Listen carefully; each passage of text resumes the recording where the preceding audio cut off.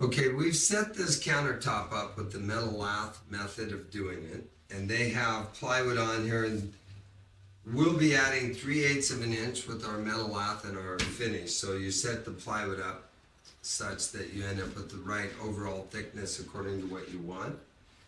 And we have pre-coated the plywood with an acrylic E to cut the suction of the plywood to help the E to bond better. And we've just taken a brush and gone around before we installed the Metal Lath and painted it. And I had them double paint the end grain of the plywood because that's so absorbent.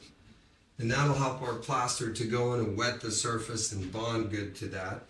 We've installed the Metal Lath with the combination of lath screws that you can get at most hardware stores. They have a big head so that the head will hold the lath down good.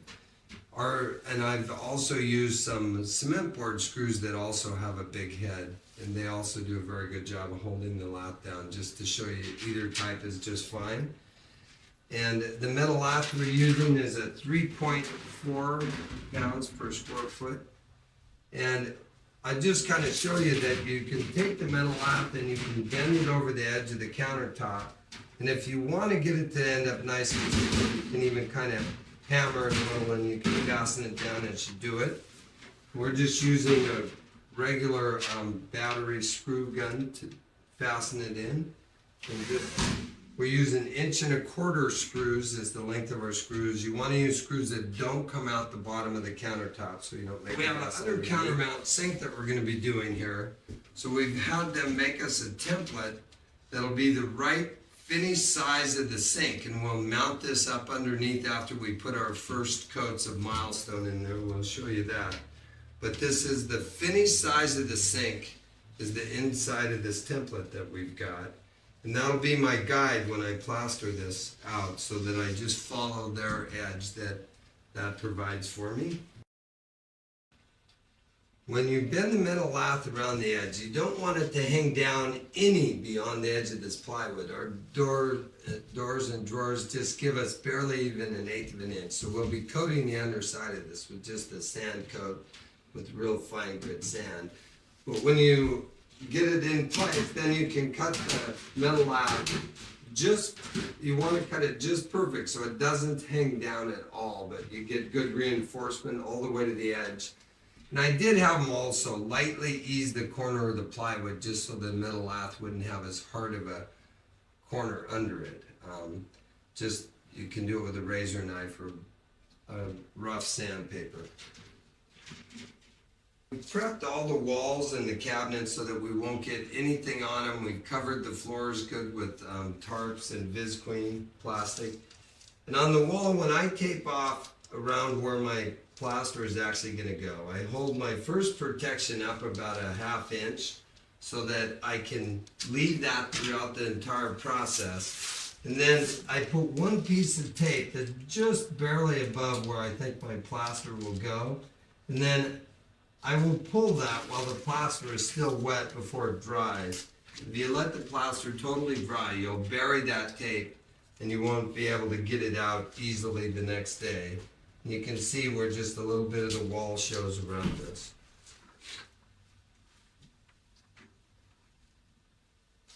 Okay, now on the lath, when we've cut it, we've made sure not to overlap the lath. We only have one layer thick everywhere.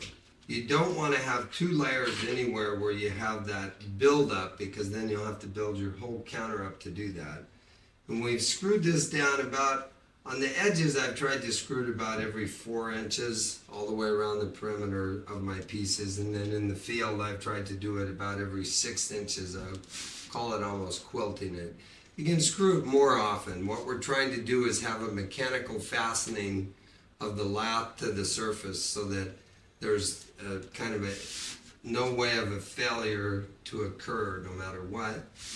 And I've had them, when they did their plywood seams, they've doubled their layer, so all the plywood doesn't have movement. It's nice and solid, so that I don't have to worry about how I reinforce over the plywood. The plywood is a good stable substrate for us to work on. You usually want to do 2 layers of plywood and have them alternating over the seams and joints so they don't meet in the same place anywhere.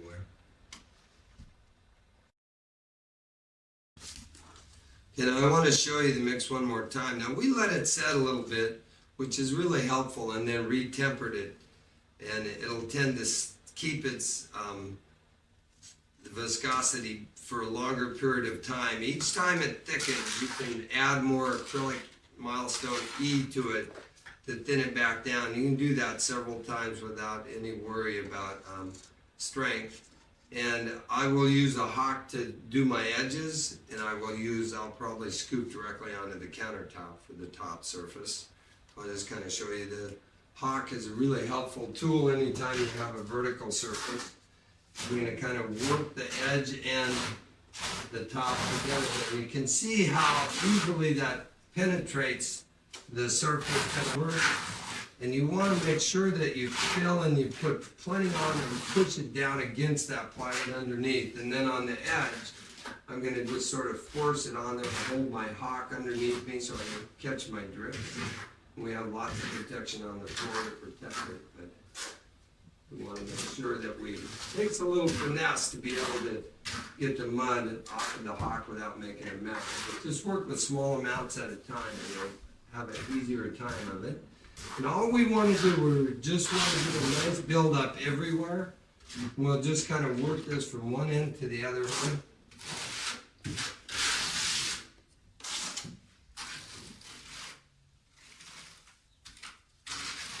Okay, now I'm using a regular cement trowel that's hard back. They're nicely stiff for being able to get it flatter. I'm going to use my hawk to help me penetrate around the sink opener. I kind of wanted to show you a good technique for doing this. And then I wanted to say that we've had them drill out the faucet holes, and we've had them drill them the size they want. And we'll just keep those clean the whole time. They'll get plaster in them, but we'll clean it back out as we go. And I definitely want to make sure I get this penetrated good even on the corners. So you want to really work at penetration is an important thing to get a good job out of it. It's nice to have the holes drilled before you start, because then you don't have to worry about drilling them in the finished countertop and fighting with them, and the possibility of getting a chip on your surface at the very end. But it can be drilled if you have to.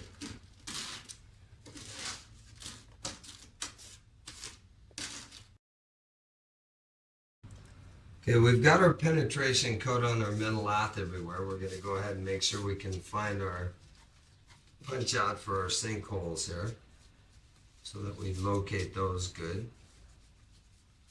There's 3 of them, so we want to make sure we dig those out a little bit just so we don't lose them. Kind of push the mud down through.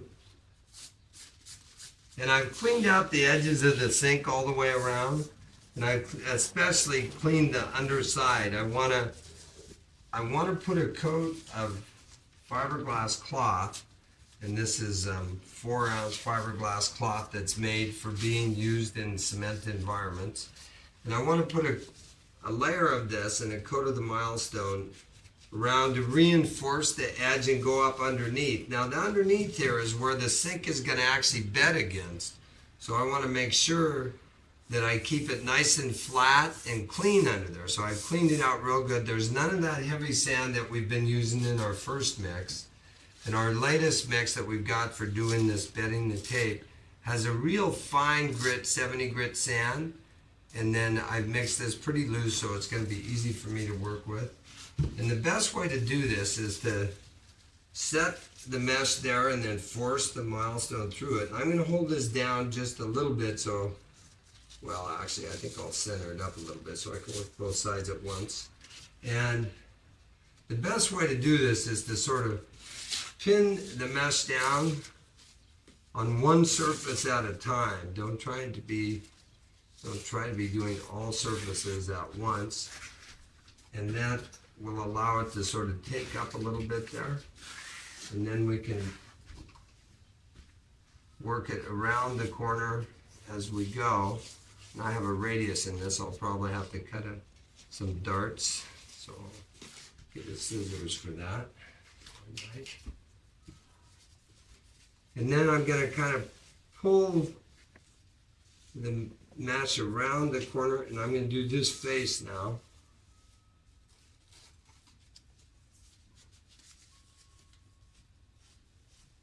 So I've done the top and the vertical face. I'm going to work my way all the way around doing that, and then I will do the underneath face last.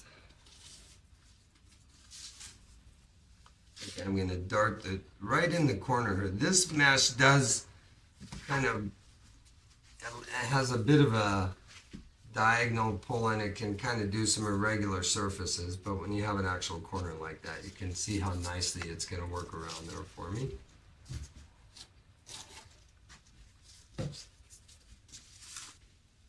Okay, we've got the mesh pulled all the way around. Now you'll see the mesh showing a little bit, but we're going to put another coat over it in a minute. And you can see how I did the top and pulled it on the face. Now I've let the underneath go till last.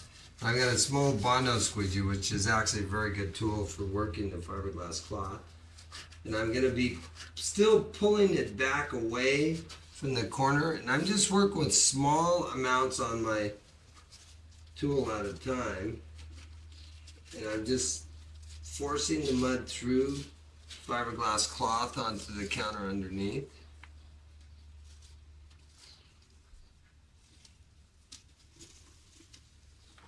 But I'm always pulling it in so I don't pull the cloth out where I've already bedded it.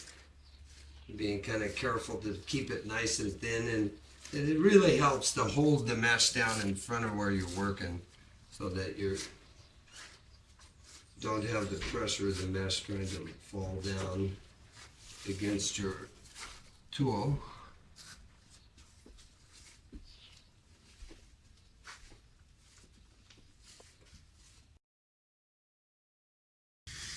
Okay, the countertop is taken up a little bit now.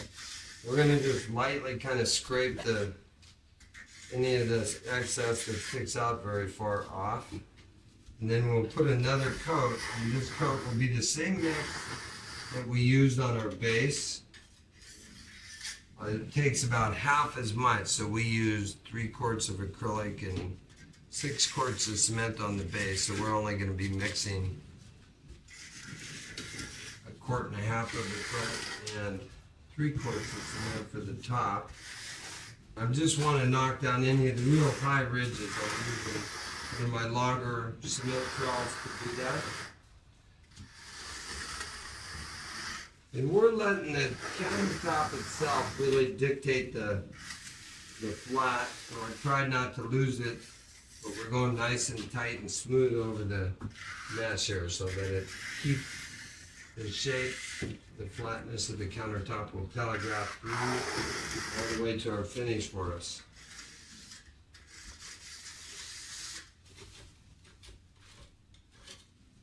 Okay, now we're making sure, because the drawers are real tight fit, we're making sure that we have this nice and tight to the plywood. We've got nothing hanging down below the plywood.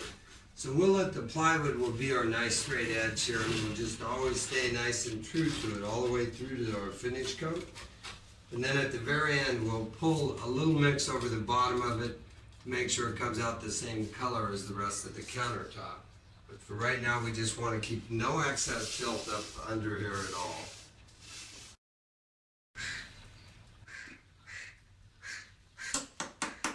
I want you to notice that we keep the viscosity of the mix nice and thin for this coat as well.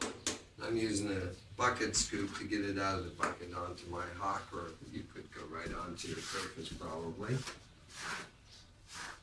So what we're doing, we're just going to put a thin coat on, and we're going to let the flatness of the countertop really direct the shape of things here. And I've been putting it on, and then I've been just lightly troweling it over with a nice big cement trowel just to flatten it down good. And when we get done with these tops, then we'll straighten our edges out and make sure that they look nice. Okay, now we positioned this straight edge on the top, and I'm going to straighten these faces out. I'm just going to kind of hold the straight edge while I do it, and I'm going to fill this edge, and then we'll pull the straight edge off once we get all the way to the other side. And this will give us a nice true edge to the face. We can sand it in a little bit at the end, so we'll get it nice and straight for us right now. You can see why it's nice to have no big aggregates in your mix, so that they're all kind of evenly screened here for what we're doing. Make sure I get a nice dark corner on the bottom. Hold up good. I've got it nicely straight. I've had my assistant Cody holding it for me while I'm doing this. If you don't have somebody to help you, you can actually even screw down a piece of wood across the face, and those screw holes will fill in on the final coat for you. Now we've got that on there nice. And to pull it off, we don't want to pull it at us. We want to just gently slide it in so it sort of shears that edge that we built off. And now we'll reset and we'll do our other edges.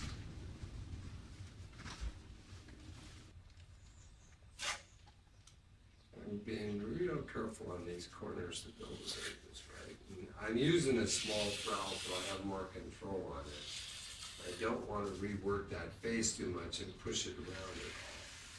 I want to make sure I get all my corners nice and crisp so we can carve them in like we want them later. So I want enough material on them. There, that looks good.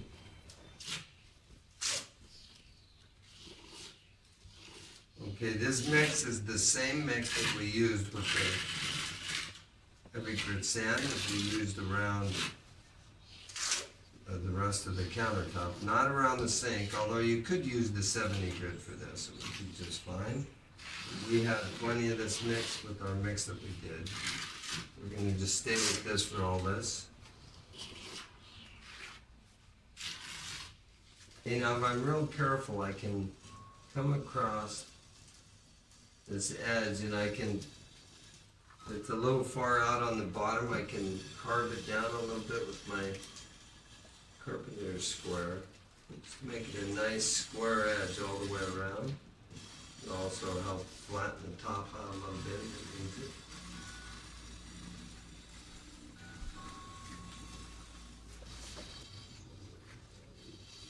I'm going to just very gently pull my Carpenter square across this. Now we've let it set up. Probably this front face has been sitting up for maybe 15 minutes, pretty warm out. How long it sets is going to depend upon the weather, of course, but you want it to be set up till it's firm. You don't want it to be wet liquid, but it can still be wet as in not cured. If you let it totally dry till the next day, it'll be way too hard to shape. You won't be able to shape it then. So we're going to let this take up a little bit, then we'll come back and sand all the surface everywhere to take all our little trail marks out for our next coat that we're going to do tomorrow.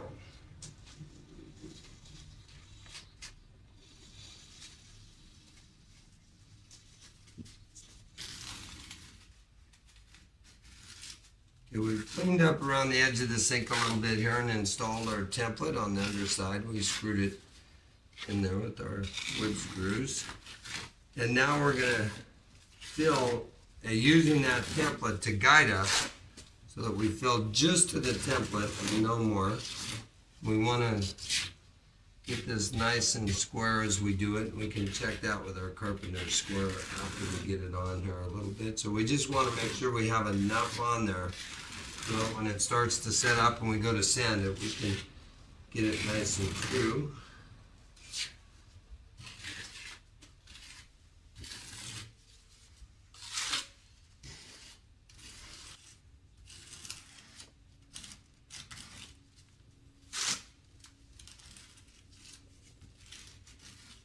I want to make sure I press it in good so it makes good contact everywhere with the base.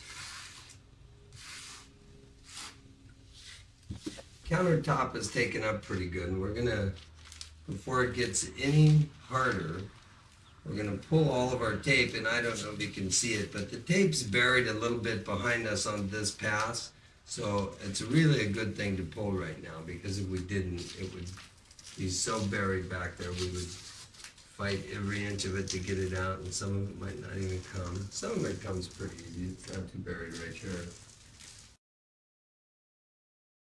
Okay, this is our sample of the finish that we're going to be doing, and we recommend always to do a sample before you start, so that you'll teach you about the process and you can get your colors worked out. And we have a recycled glass finish that we're doing here. We call this our Bergamo finish. There'll be 2 coats of Milestone, one right after the other, with the glass in it. And the formula is on the back of our piece. And our formula is going to be 1 white cement to 1 gray cement. There won't be any of the hybridized cement in this finish. I like to do that when I have the sand finishes. I think it comes out a little bit harder. And our formula for our colorant is over to the side here. And this is a typical formula that you would have like for any latex paint. It's using the universal tints, and we have yellow oxide, raw umber, and brown oxide in the mix. And we have our formula batched out. We've calculated up that we're going to need probably a little over 1 gallon, but I've got a 2-gallon mixer. I don't want to run out in the middle. I want to make sure I have enough for my touch-up and stuff. And we have the pigments all batched out, and I have the 2 gallons batched out, and I've separated a couple quarts to the side to be able to use to wash the pigment out of this. You need to get all of the pigment out of the container, and we found the best way to do that is to stir it with a paintbrush, because the bristles of the paintbrush help it stir real quick.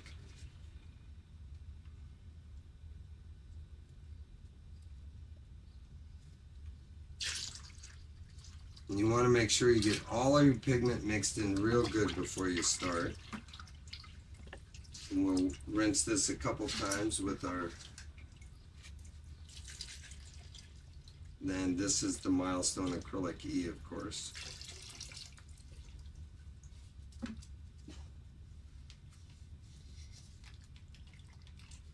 Okay, we've batched out our batch here, and we've calculated up that we're going to use about 1 gallon on 30 square feet of the Acrylic E. And to that gallon, I've put about 6 quarts of cement. And this formula is half white and half gray. And we just use a regular Portland cement. And then we've also put in 6 quarts of glass. And this is our recycled glass that we're using. And this is the clear. And then we also have a flat glass that we've seeded it a little bit with. And we've got 3 clear for every 1 black. Is our ratio that we've done. And I'll show you what the mix looks like here. This is the paddle that we'll be mixing with. This is the same one we always use when we have sand aggregates in the mix, because it mixes it quite nice. And just so you get an idea of viscosity, you can kind of see it dripping off of there. That's about what you'll want, because you want it thin enough so it wets the surface good. Okay, now we let our second or final pass take up. We did a scratch coat over the mesh and what is usually called a brown coat in plastering. And that'll be our base for under us. Now it's had that heavy aggregate in it, so you can see it's got a kind of a real porous surface. For what we're doing, that's going to be perfect for this particular finish. If we were doing a real fine finish, we'd have put another layer of 70 grit, real fine grit sand over it, but we don't need that for this finish. And after it took up good, while it was still wet, but fairly hard, we came through and we lightly sanded it. And now today, we came through and just really checked it out. We took our straight edges and went around and made sure it looked good. If you're not straight enough, you can always do more coats, and you can keep working it until you get it perfect. So you don't have to get it perfect in one pass. And perfect for this particular finish is a little bit of a rough surface. It will help it to bond good anyway. And then we've come through and just lightly ease our corners so that they'll be filled with our color coat. And we used sheetrock style pad sander. And we just rip our own paper so we can get 60 grit or 50 grit or whatever grit we want.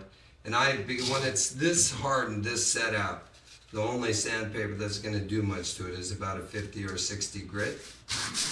And when it was wet, we probably used more like an 80 grit on it. We've done a couple little fills where we had some bigger spots that we wanted to fill in. You can kind of see those here. We've taken our jig out from under the sink so that when we finish this today, we can keep that surface nice and flat under there. And then eventually we'll coat that so that our sink has a nice flat surface to mount to. And now I think we're ready to go.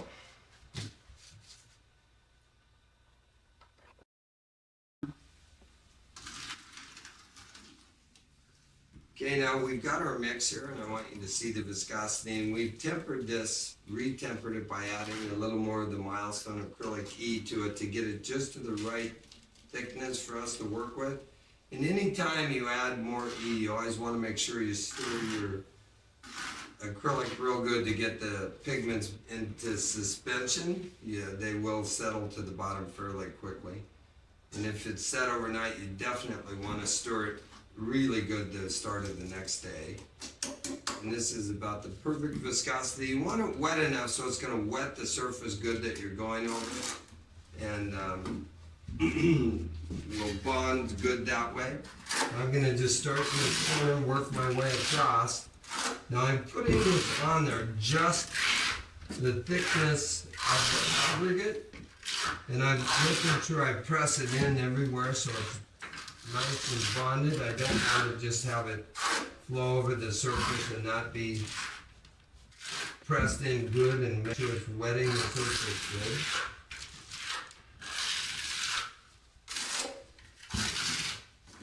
Now I'll keep my trowel pretty flat, but a lot of pressure, and that will allow me, if this is wet like this, that'll allow me to keep my surface real flat. You don't want any humps and bumps in this, and the best way to do that is to keep it just the thickness of the aggregate as you go. If your mix gets real thick, that'll be harder for you to do. I'm making sure I get nice and tight to the wall, all the way down. And you can see that we take this off. If you look at our tape, you'll see it's held up just about 1/8 of an inch, not quite, so that it won't get buried under the finish as we do it. I'm going to work my edges as I go. And the edges are a little bit hard. I'm using my pocket to do that. Hold it underneath for the fall. And this is just a base for our next coat. So we're not trying to get it just perfect. We're trying to get it flat. We're trying to get it bonded good to the surface under us. You know, I don't want to do underneath on these cabinets because I don't want to do any kind of a buildup under there that's going to make the drawers not fit good. So I'm going to make sure I keep all my products scraped off under there.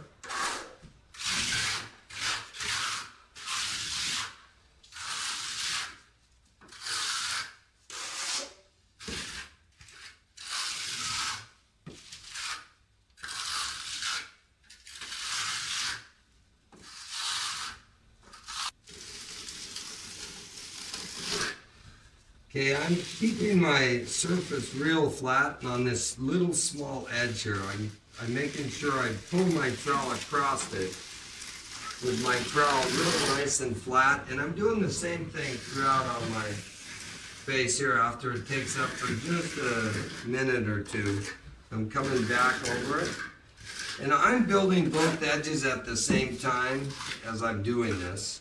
My face and my top. There are instances where you could, where that would be hard to do, and you might want to do only the top surface and totally finish it, and then come back and do just the edge here. And it's a little harder to blend your corner when you do it that way, but it can be a much easier if you have big surfaces to deal with and you have a lot of corners, like on a fireplace or something. It can be a real efficiency saver for you to be able to do it that way. And I always pull my mud away from my corner. I don't trowel out like that and make it fall off. I trowel with, kind of smearing it off at the corner here. And I keep my trowel nice and flat as I do it. You can see I'm going to build all around the sink. And I'll leave a little bit here for you so you can see what I'm doing. And then the actual sink itself, I can take I have a little flexible steel tool, and I can come around the sink and just build this up. Let me get a little more mud. And I can build this up. And by having a real flexible steel tool with these radius corners it has, I can actually get around them, and I can even turn this particular tool sideways. Remember, it's a fair amount of pressure, but real flat. I'll do one over here. Maybe you can see this a little better on this side.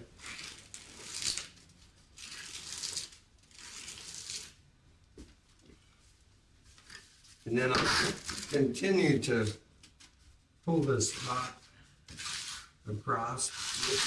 I want to kind of keep a wet edge, and I don't want it to set up a whole bunch on me in front of myself. I'm just going to ignore the holes for now, like before. We'll punch the cement out. I'm really just going to get filled.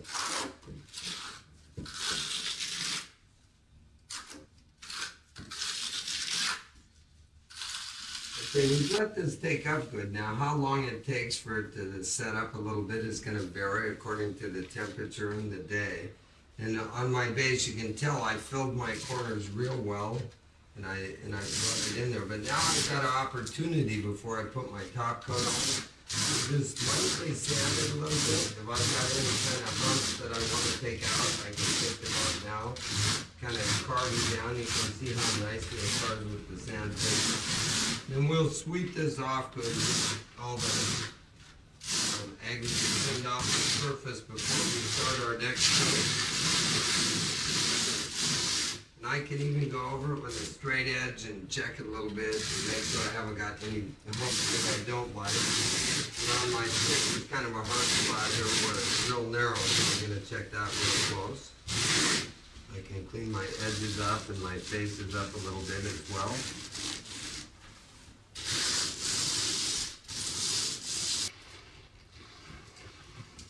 Okay, I'm going over this and I'm just kind of checking it with a straight edge as I go, looking for high spots on the face. And I'm always trying to sand my edges in so they don't knock off. Now, if you start trying to sand and it feels wet and you're moving the stuff around too much, you're sanding too quickly, and you'll want to wait and come back later after it sets up a little more. It is possible sometimes to have it set up so quick you won't have an opportunity to do this. If you're in the real hot sun, it can be setting up so fast you have to be doubling up right behind yourself, and you won't have an opportunity to go around and fiddle with it and check it for straight like we're able to do here.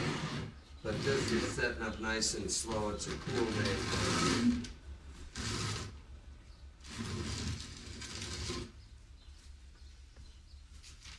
Okay, now I can sense that there's just a little bit of a hump here, and I found that if I take my level and I slide it back and forth, the aluminum on the level kind of marks where the hump is, and then I can sand that hump off just a little bit.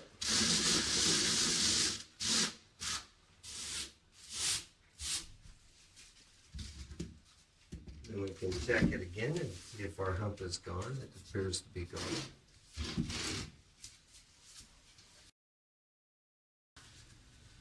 Okay, now we're still working out of the same batch that we mixed earlier, and we have thinned it and re-tempered it with some of the Milestone Acrylic E just to keep it at the right consistency for us.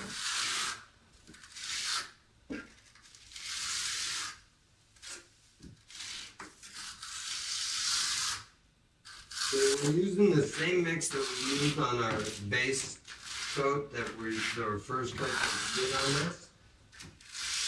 And we're putting this on really thin, and the idea is that that base coat is still soft enough for the glass to push down into it so that we can get this one to trowel up really nice and smooth.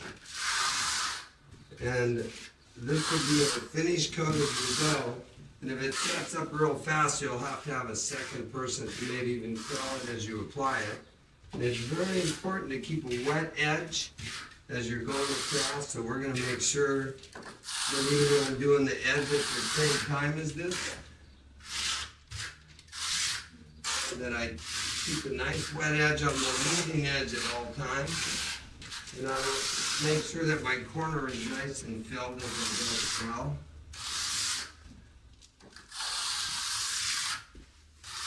I'm using a lot of pressure, but not much angle. Now it keeps the glass pushed down in good and keeps it nice and flat for me. And I'm just building the edge right as I go.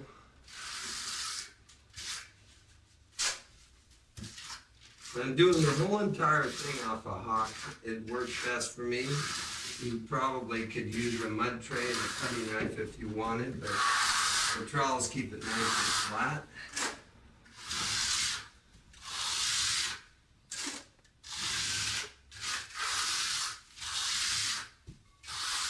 And I keep, this one's big enough to do the whole face. You have to really be careful with these. You want to keep it out on the back side so it doesn't dig in. And I'm keeping all my fresh pressure on the front face as I do it. And now I'll trowel that front face up a little bit for me. And if I make a little bit of a line back in here, I have to take that out right away or it'll stay into the very finish. You have to be careful about that. And after you've done your corner tool, you want to be really careful about getting back out there on that front face. You can run it over more than one time if you need to. But that pretty much trowels up the front face. If you see any little tiny spots you have to fill, you can come in and kind of fill those. But let it take up a little bit before you do it. Don't do it right away. Get down and let it have 10 or 15 minutes. You know, as I'm spreading, I drop back and re-trowel it after a few minutes. Now that's going to depend totally on the temperature of the day and how quickly you have to drop back and do that. And I've been using a hardback regular cement trowel, a 12-inch trowel for all of my initial applications. But when I do my final trowels on it, I use a little more flexible steel. And it honestly finishes almost, this first part is almost troweled enough to be done, and I'm still spreading on that end of the countertop. And I often will have 2 people or even 3 people doing this if it's real hot out. I'll have one person putting the base on, I'll come back and do the top, and another person will be doing the final trowels. We'll work all 3 people across at one time if it's going to set up real fast. So sometimes if it's hot, you have big areas, you can't do it all by yourself. And this is kind of finish where you may have to have extra help if you get a big area going at once, especially if it's hot. You could put a little bit of a sealer on under you to kill the suction. That would be under over the dried scratch and brown before you start your first coat on this Bergamo finish.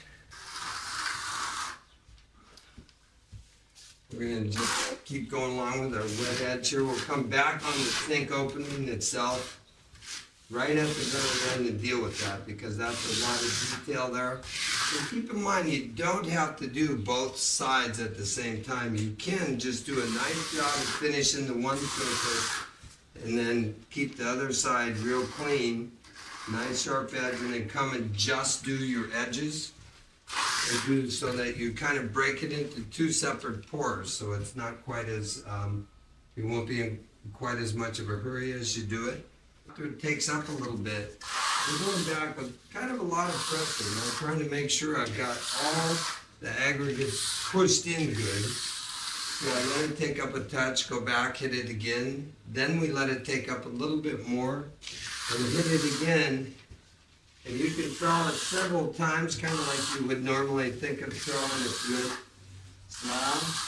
And if you have little spots where you've got a tiny spot that you need to put a little bit in because you see it's low, you can do that as you go. If you over trowel it, you'll get little bubbles. If you get little bubbles, you just want to stay away from that area as much as you possibly can. If you keep troweling it to get rid of the bubbles, they'll get bigger. They're kind of a delamination between the base under this, the first application on this coat, and the base below that. So you don't want to keep pushing them around. They'll be fine. They'll push down at the end. And you don't want to work your corners back and forth and get your corners moving back and forth because they will also do the same thing. That's why the corner tool is nice, but you just want to get it once, leave it alone. If you overwork your corners, they will kind of fall off. You can fill them with the slurry a little bit if it happens, or you can put a little more in them right as you go. Okay, now we're on our final pass, and this is when I pull the tape on this coat. And if it does get behind me a little on a finished edge, I can kind of tuck it in a touch. And you can see how nice it pulls right now. We pretty much feel like we have our final trowel on most of this. But if I just take my trowel and sort of tuck it in like this, just a little tiny bit. You know, I've kind of carved off any of the overhanging stuff, and we've left the sink opening to last. The rest of our countertop is just about done. There's a little tiny bit of troweling in one corner, and you'll have it finished. And I'm just trying not to get this too much up on this top surface, and when I do, I'll have to cut it off because I don't want to try to trowel it in at this late date. Maybe just the tiniest little bit I can, but I've got to be really, really careful how I handle this corner. You can see how nice my tool is working for me here to cut this off a little bit. This corner I probably won't be able to use a corner tool on it at all just because of the radiuses. So I think I'll just hand sand my radius in after it sets up. Gotta get a little more right here. And I'll show you how I go around this corner with this particular tool because it actually can bend. I don't know if you can see that good, but it can bend to kind of follow the corner. I put a little mud here in front of the corner. I'll set my drill down for a second. And then I can actually bend the tool right around the corner so I can get a nice edge all the way around, and I'll actually be troweling that corner with this tool on the final trowels.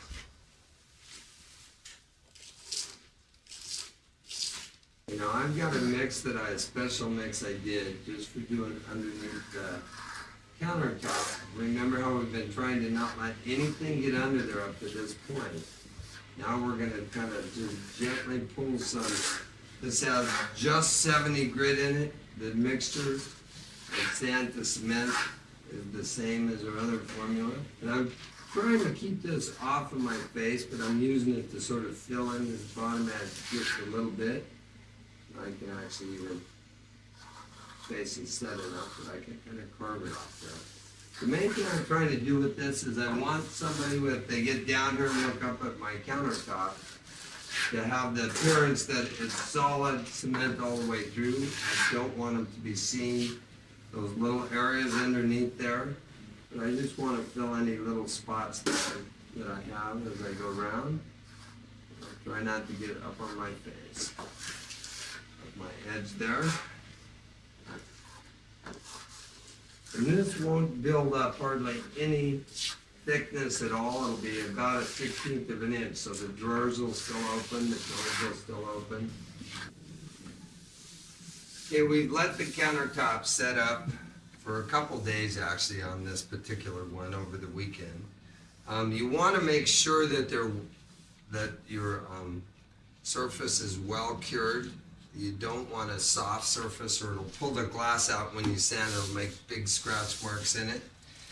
And we've used a little bit of 120 first, and then we've gone over that with 80. And when we've sanded the actual surface of the countertop, we've not used a pad on that because we want to actually flow down in with whatever little irregularities might be in the surface. And we've tried to expose pretty much an equal amount of the glass throughout the countertop by lightly sanding it. And I've used a really rough grit for underneath the countertop to sand the undersides. And I've used a really rough grit underneath where our sink is going to mount, just because it'll cut faster and quicker and get it a little flatter for me. And I've used a little rougher grit, 100 grit, around the bottom corners on the countertop. And now we've got it sanded like we want. I've actually cleaned this one up and got all the dust off it. You should probably wear a dust mask or a respirator while you're sanding, of course. And we're ready for our first coat of sealer, which we're going to put on. And so we're going to do that next. Okay, the next thing we want to do is seal this. And the reason we're sealing it is because we're going to come back over and fill this porosity. And I'm using a urethane sealer, and I'm just going to, the Cementic Urethane Sealer. I'm going to actually wipe this in and not leave any excess buildup as I go. Got just a couple of nice white cotton rags that I'm using. Let me get this whole thing out here. And I don't need to, I'm not trying to seal it for use, I'm trying to seal it so that when I do my slurry, my overlaps in my slurry won't stain different than the whole field is going to look.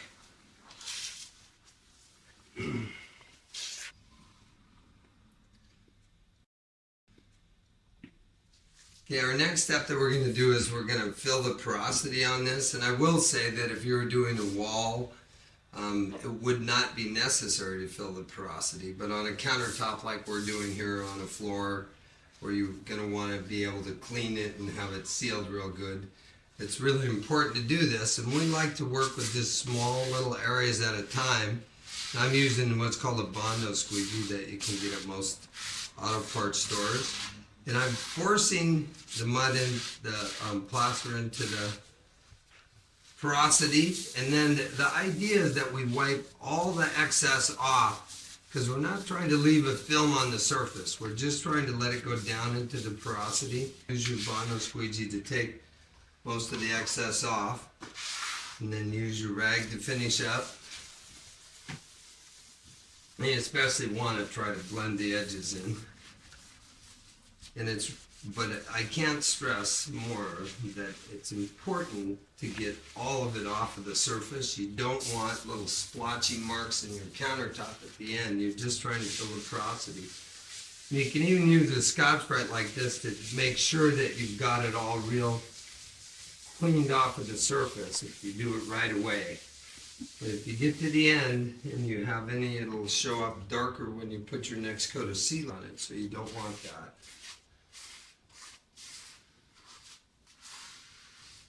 Underneath the lip of the sink, I'm just going to fill that. I'm not going to wipe that in to just give us a little flatter surface under there.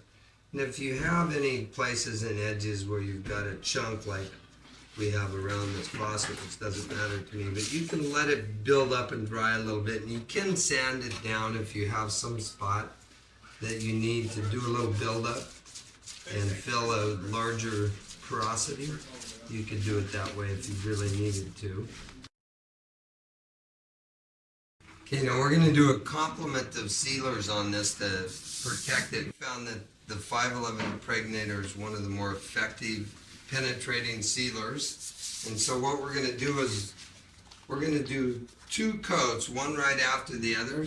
And the idea is to just keep it saturated with the 511 for several minutes, and then we'll let that set for about 10 minutes after we do it twice. and then we'll wipe up any puddles so that we don't have any actual film buildup on the surface. And then tomorrow we'll come and do another 511 over the top of that, and then we will put our epoxy over that, and then we'll get final coat will be a wax. Okay, our next coat is going to be a water-based epoxy. It's a two-part epoxy that mixes 4-to-1. Then you have to let it set up for a half hour, and then you can use it. And it is a water-reducible epoxy, and we've taken half of our epoxy mix and thinned it with 20% water. And we're going to put a really thin coat of this on. We're going to use the Bondo Squeegee to get a nice seal, but we don't want to just put a film on it. You could put just a film of epoxy and let it even be self-leveling, but we're trying to have it so it doesn't have that sort of plasticky film over the surface. So we just want to work the epoxy in, and we're going to come behind it as we do it, and we're going to rag it in a little bit so that we're not going to take all of it off the surface. We're going to just try to keep it from having the lines of the Bondo Squeegee. Just sort of lightly rub any of the larger kind of puddle streaks in. But we're leaving just a tiny bit on the film on the surface as we go.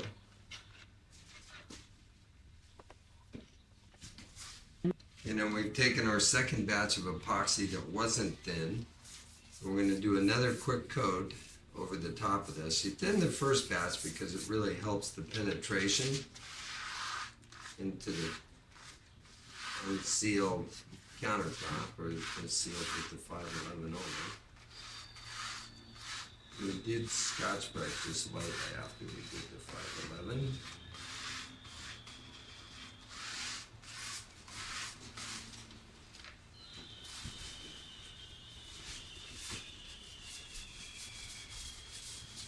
You'll notice it looks more even each time you do this. And you can do more than just two. You can do as many coats as you want to build up more protection. We normally do a minimum of 2. You can do 3 or 4 if you like. Now that we've Scotch Brite, we want to just real quick take a damp rag and wipe that dust off of the surface. But that doesn't get in our finish.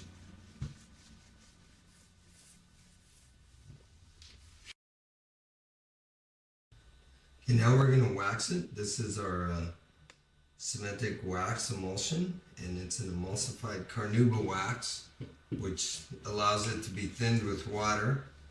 And you can tell it has quite an amber tone to it, but it goes on so thin that even on fairly light colors, it's pretty invisible. We have added just a touch of pigment to this mix. And our mix is 1 part water to 1 part wax. We added just a touch of pigment. You can see in the color of the wax here. And what we did is we put a little black, a little bit of raw umber, and just a touch of yellow oxide. And you can see how it picks up a little color. And we do that because when the wax sits in the porosity, if you have the just straight wax, sometimes it will come out light on, especially on the darker colors. So we like to add a little bit of pigment, and we use universal tints for the pigment. And when you wax, you can put it on, and you can do a little area, and you can work one area and then go on and work another area. It doesn't matter if you have overlap between your areas, and you can put as many coats of wax on as you like. 1 or 2 coats should be pretty good protection. It adds a little bit to all the other sealers that we've got on there. When you put the wax on, you want to work fairly small areas at a time. You want to put it on, and then you want to kind of work the wax in. And then you want to buff the surface with a clean rag. And you'll know when you've got it buffed up good because the surface will get that sort of slick wax feel to it. And it'll lose the resistance that you feel as you slide over the wetter wax that it isn't dry yet. And you don't want to just put it on and let an area dry and then try to buff it out, because the wax will dry in such a way that you won't be able to get the lines of your rag out. So you want to just work small enough areas that you don't have to fight with that, and that it would dry too fast on you. If I just let this dry like this, the streaks of the rag would be almost impossible to buff out later. So I want to make sure that I work an area and then go on to the next area, and I don't worry at all about the overlap in between coats. And this will make it a little bit easier to keep your countertop clean.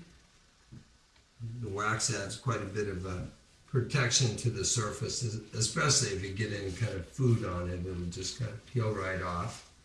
And if down the road your countertop, you feel like it needs more sealers, you can wax again anytime you want. You probably don't need to wax very often, but every few months will refreshen the whole surface and make it seem real nice if you put another coat of wax on it. I can just feel the resistance leave as I get the final buffing in the area done. And I'll be doing the edges as well as I go. And just put a little on the edge, same as I did the top.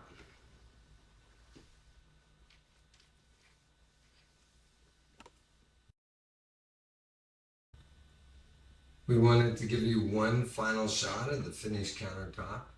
You can see how beautiful it looks, and that you can see how nice the sheen of the wax is throughout and how even it's come out with that final sheen of that wax. And you can re-wax it as often as you need to bring back this beautiful luster of the finished wax into your countertop.